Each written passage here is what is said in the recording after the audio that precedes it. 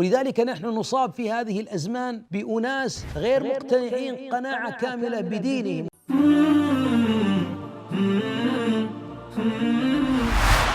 وهذا من الخور ومن فقد العزة، أن يأتي مؤمن جمله الله بالإيمان وبالإسلام وبالاستسلام فيتبع هوى عدو من أعداء هذه الملة، يتبع هواه في ماذا؟ فيما يخالف نصا شرعيا. ولذلك نحن نصاب في هذه الأزمان بأناس غير مقتنعين قناعة كاملة بدينهم ولا يعلمون بعظمة دينهم وعلى عزتهم. ولذلك العزة لله ولرسوله وللمؤمنين، ولكن المنافقين لا يعلمون. ولا تهنوا ولا تحزنوا وأنتم الأعلون إن كنتم مؤمنين. لذلك من أكبر خطط أعداء الإسلام لإفقادنا العزة أن يقتنعون بأهوائهم فنتبع أهواءهم ونترك ما أنزل الله علينا.